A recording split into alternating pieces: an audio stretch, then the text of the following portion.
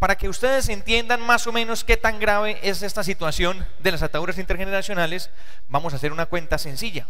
La Biblia dice que Dios visita la maldad de los padres en los hijos hasta la tercera y cuarta generación. Maldad de los padres en los hijos hasta la tercera y cuarta generación. Entonces, también dice en la Biblia que Dios bendice por 1000 generaciones. Lo que quiero que entiendas es que es mucho más la misericordia y mucho más el amor que Dios que su justicia. Son 1000 generaciones que bendice, pero hay otra cosa que no podemos evitar, y es que visitan la maldad de los padres en los hijos 3 y 4 generaciones. Entonces, en ese orden de ideas vamos a hacer la cuenta. 4 generaciones pueden estar teniendo una influencia sobre la vida suya. Hagamos la cuenta de cómo serían 4 generaciones. Empiece a rayar usted, que es buen matemático. Primera generación atrás, mis padres. ¿Cuántos padres tiene usted? Haga la cuenta, vaya haciendo la cuenta. Segunda generación atrás, abuelos. ¿Cuántos abuelos? Tercera generación atrás, bisabuelos. ¿Cuántos? 8. ¿Y tatarabuelos? ¿Cuántos tatarabuelos? ¿Cuánto les dio? ¿Cuánto les dio? La suma de todo eso, ¿cuánto da? Da mucho, ¿cierto? Dice, no, muchos, esos son muchos. Pues bueno, yo les voy a decir cuántos para que ustedes no se compliquen ahora en la vida. Estamos hablando de 30, escucha, estamos hablando de 30 personas. 30 personas. Mire, yo sé que usted y yo somos de muy buena familia, ¿cierto que sí? Pero entre 30 antepasados es muy difícil que uno no tenga una abuela de dudosa reputación, ¿cierto? Muy difícil. Eso es, 30 antepasados que pudieron haber cometido pecados, pudieron haber muerto sin bautismo, pudieron haber muerto renegando de Dios, pudieron haber practicado hechicería, brujería, pudieron estar implicados en narcotráfico, en la guerra política, pudieron haber tenido asesinatos, pudieron haber estado en la guerrilla, pudieron ser chamanes, pudieron ser grupos de que practican el ocultismo y todas estas cosas. Y todos estos pecados con los que murieron nuestros antepasados y ellos no los confesaron, se convirtieron en un parte de su vida, y a través de la genética se lo heredaron a usted. Se lo heredaron a usted. Y hoy dice uno, y qué raro, ve una persona que es buena gente, que todas las cosas las hace bien y aparentemente no hace nada malo, pero la vida no le fluye y no le funciona y no se sabe por qué. Hay muchas explicaciones a eso, y una puede ser preso de una atadura intergeneracional. Como siempre, voy a empezar contando un poco del testimonio de lo que yo he vivido en este tema de las ataduras intergeneracionales.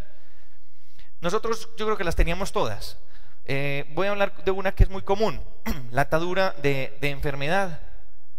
Por el lado de mi mamá, la atadura intergeneracional que teníamos era una atadura de enfermedad del corazón. Todas mis tías, muchas tías por parte de mi mamá, murieron de infarto, más mi abuelo.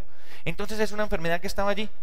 Sabemos que estaba allí en la familia. Y por el lado de mi papá, la situación era más o menos parecida. Por el lado de mi papá, era cáncer en el estómago. Ese cáncer se llevó 4 tíos, a mi papá y a mi abuelo, y después a una de mis hermanas, del mismo cáncer en el estómago. Por supuesto, al principio, pues uno acepta esas cosas. El problema de las ataduras intergeneracionales es cuando uno las acepta y uno dice, no, esto es de nosotros, sí, es que así somos nosotros somos de mal, así, no, todos nos morimos de lo mismo, nosotros somos desdichados en el amor, nosotros, y toda la familia, y uno ya la acepta, la hace como algo propio. Uno acepta esa atadura como, sí, esta es nuestra atadura y ya.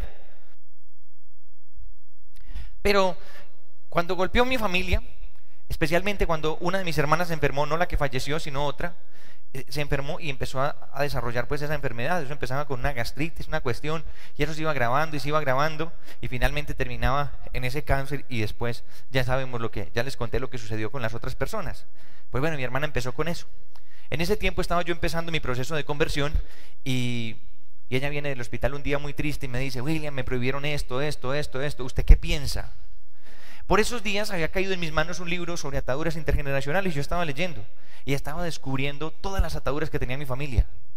Entonces yo sabía ya que ese cáncer que nos estaba matando era una atadura intergeneracional, venía desde mi abuelo, y quién sabe desde cuándo más, pero nosotros la pudimos detectar desde allí. Cuando ella viene y me dice, ¿usted qué opina? Yo le dije, lo que yo opino es que a usted Dios la va a sanar. Yo le dije así, lo que yo opino es que a usted Dios la va a sanar, porque ya no podía comer nada, la mujer estaba realmente grave. Y entonces empezamos a orar unos cuantos meses estábamos orando y orando y orando y clamando al Señor por eso. No se notaba una mejoría, pues nada. Sin embargo, nosotros seríamos orando y orando y orando por esa situación.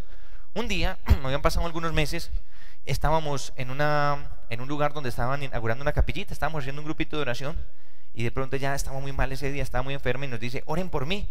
Y nos reunimos nosotros y empezamos a orar. Ya después de haber pedido mucho al Señor, empezamos a orar por esa sanidad, Señor, y oramos de esta manera: Señor, en tu nombre rompemos esta atadura intergeneracional de enfermedad. Y oramos por un espacio de unos 10 minutos en ese momento por ella. Y cuando nosotros íbamos orando, lo que pasó es que ella se iba poniendo más enferma. Yo pensé que no teníamos el don de sanación, sino el del descanso eterno. Pues claro, yo estaba muy preocupado porque a medida que orábamos ella se ponía más mal. Entonces rápidamente, pues ya ella se sienta y está mal. Entonces yo digo, no, vamos para el hospital entonces. Y cuando estábamos pensando en salir para el hospital, ella dice, no, esperen que se me está pasando, se me está pasando. Y se le fue pasando y se le fue pasando, y en cuestión de unos 10 o 15 minutos se le quitó por completo. Y eso ya han pasado más de 10 años. Escuche lo que le estoy diciendo, más de 10 años, y nunca más esa enfermedad volvió. ¿Por qué esa enfermedad se fue? Porque expulsamos un espíritu familiar, un espíritu intergeneracional de cáncer en el estómago. Lo expulsamos y ese cáncer salió. Pero eso solamente es medio testimonio. El testimonio realmente es mucho más grande. Resulta que yo también había empezado a desarrollar ya la enfermedad.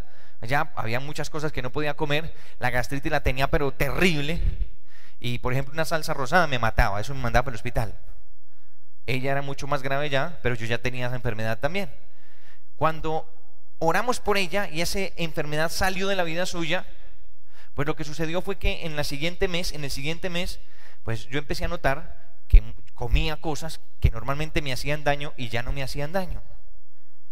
Entonces empecé a comer todas las cosas que yo sabía que me hacían daño y nada me pasaba nada. Claro.